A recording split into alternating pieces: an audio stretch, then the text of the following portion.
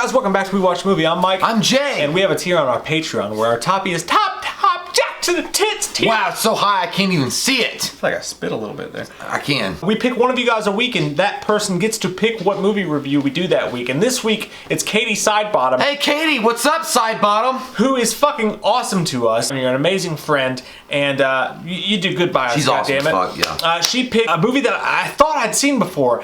Like, please help me with this real quick. No. No one I've met can so far. What? She picked The Uninvited on Netflix. But my question is, there's a movie about like a pregnant woman who has twins, and it's got Gary Oldman in it, and it sounds a lot like The Uninvited, and it came out around the same time, and I thought that's what is it? Do you know? Yeah, it's called Twins. God damn you. Arnold Schwarzenegger. You fucking asshole. I come to you for a serious fucking answer and you give me some bullshit like that. I know it's not fucking Arnold Schwarzenegger's Twins with Danny DeVito. That's what it was. Fuck you.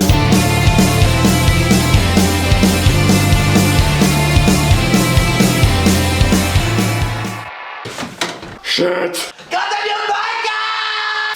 you, This is a review for The Uninvited. It's on Netflix. You can watch it right now and have a good time with your blasty pants deep down low below. The movie starts off and it's a dream sequence, and you can tell by the way it's all filmed. It's this big old ass dream sequence. This girl, this dude's trying to bang her, and he's like, "I have a condom. Let's go, Jim." And she's I don't trust your condom. "No, John." I don't trust She runs off into the woods and she finds these garbage bags, which if you follow true crime at all, you know you don't look inside a fucking garbage bag because you're culpable at That part point. scared me. You're fucking culpable. She looks in these garbage bags and these dead bodies fall out of them, and you're like, "What the fuck?" I hated that moment. She's like, "Don't go home." I'm like, "I'm gonna go fucking home." Are you serious? I wanna get under my covers. You're in a Glad bag. Fuck you. Goddamn Glad bag. I'm not gonna listen to a ghost in a Glad bag. She goes home, a bunch of freaky shit happens. You can sense that it's a dream sequence, and the movie's very confusing at first because you're like in the middle of fucking Disney's haunted house, like you don't know what the fuck is going on. The main girl's Emily Browning, and she's from Ghost Ship. Ghost Ship. She was a little girl from Ghost Ship, which is crazy.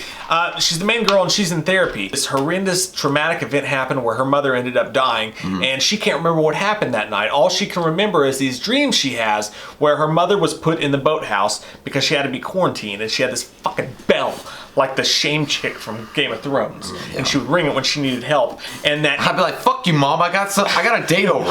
Elizabeth Banks is in the movie, and she was hired as the mom's nurse, but she was banging the girl's dad, who's the dude from Law and Order in The Bourne Identity. He's like, "God damn, that's Can you blame her? Bourne." Can you blame her? He's attractive. He's a mighty man.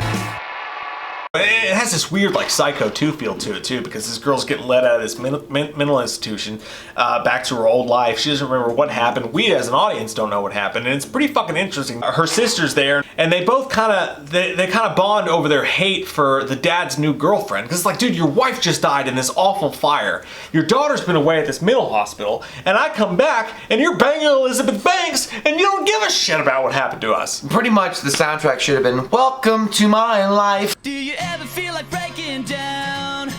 Like, look, Simple Plan's nightmare. like I'm not like when I say it was predictable, something more is going on than just, on the surface. Like, I could see a little bit further than you're giving me credit for here. I think that's where the movie, even as you're watching it for the first time, it's interspersed with these scenes of her mom like being all fucked up and like, "Goo goo dolls are the best band ever, like even before Iris." Because you can sense the studio wanted to make this more of a horror movie than a Friday night horror movie than a suspense thriller. Oh, you think they did? But I feel like they wanted to make it a suspense No, I think it was a suspense thriller at its heart, and it would have worked that way. But I think the studio was like, let's throw in some dream sequences, let's throw in some ghosts and ghouls, and let's make it a horror movie for the Friday night crowd. And those scenes, I'll be honest, I can't even be mad at it because some of them are fun to watch. Well, like, okay, so when her fucking mom's dumbass corpse is crawling in the room at fucking 3 o'clock in the morning. You a stupid corpse! I fucking get mad about it because I know it's gonna scare the shit out of me. And she's like crawling in. You can see it! You can see it! If you look to the side a little bit, you can see her crawling on the fucking floor, and chick is sleeping. And then, whoa! And then a fucking hand goes, and then like starts pulling the covers down, and she's like, first off, here's the thing. In reality, nobody is gonna let somebody pull the covers down off their legs to grab them. It's cold, motherfucker! I'd be kicking like a motherfucking like bug on its back. When they use the paranormal stuff in the film, it works really effectively. I think they do a really good job in portraying that. I would have expected expanded more on those moments and made that more a part of the film than they actually did. And again, the reason why I say the Glass House, or even really any kind of a Lifetime Network kind of movie, like I felt like they wanted to go in some way or direction with that kind of Beverly Hills 90210 or Melrose Place Lifetime movie network shit more than the paranormal. And I felt like that was like it felt like almost a struggle between either the writer and the director, or the director and the writer. They were like, hey, I know you have an idea for this movie, but I have other ideas, and it felt like a struggle. I get what you're saying there. I feel like the movie was written, and its natural state was to be a suspense thriller, straight up suspense thriller film. And someone, whoever it was at the studio, looked at it and said, I can just put a point here, and it works. James Wan. It works almost too well as a suspense thriller, that if I just add a couple horror elements here, we can make this a Friday night horror film. I feel like and I feel like that's what they try to do with it.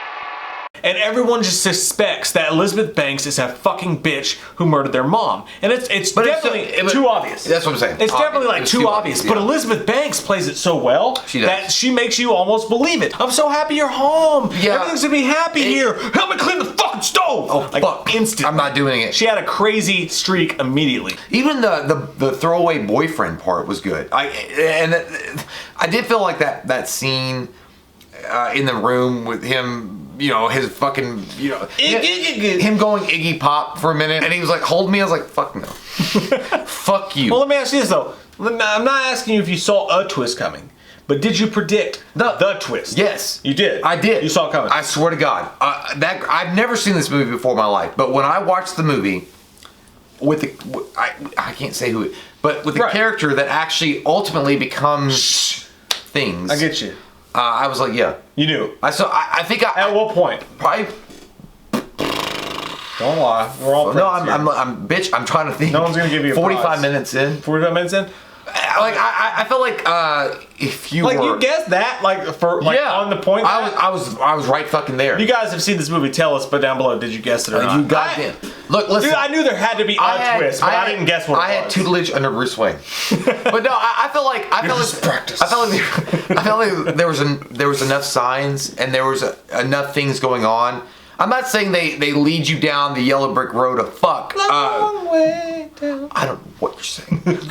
I know. I still had fun with the movie. Like I felt the movie would have been better and more complete if they had more of. And this is me saying this: more paranormal, more horror in it than it actually ultimately has. And I actually enjoyed it in the same way I would enjoy like The Skulls or What Lies Beneath, or those films, like these weird 2000s thrillers. But ultimately, it's an enjoyable movie. The acting's well. The cast is fucking perfect. Elizabeth Banks is creepy as fuck in this movie. I love it. And she not only is she creepy at the right times, but she pisses you the fuck off in the right time. I know. There were several times in the movie where I went, will you go the fuck away? I'm trying to talk to my dad. I'm gonna give the movie a 6.0. I had fun with it. It's definitely a movie that you should check out if you've never seen it before. I'm not really one for the horror suspense is fine, or the suspense is fine, but I don't want to watch Seven. If I'm going to watch Seven, I'm not going to I'm just going to be a cop later. I get what you're saying. No, but, dude, I'm right there with you. I'm in a weird, I give it a 7. I'm going to give it a, but it's a light 7. I give it you barely. You can't make it a light 7. Dude, when you look at it, the acting's good. Yeah. The suspense is good. It's entertaining. It's well acted. The cinematography is good. It's well directed. It's all right here, but it's like they don't missing something. They don't have a premise that can really jack it up. The premise is really good, but there's nothing in the movie that will ever go it's smooth, but it's all right here. It's all super average. Katie, thank you so much. You're fucking amazing to us, and you're a fucking cool person. We love your all's fucking faces, and if you're new to the channel, click that subscribe button and get some goddamn. Fire up in me. Fuck! Fuck! Dick sucks and whores. Perfect time. Good. This concludes our broadcast day. We watched a movie. Yeah. We watched a movie. We watched it. We watched a movie. Yeah. You know what? We did a review. We watched a movie. We watched a movie.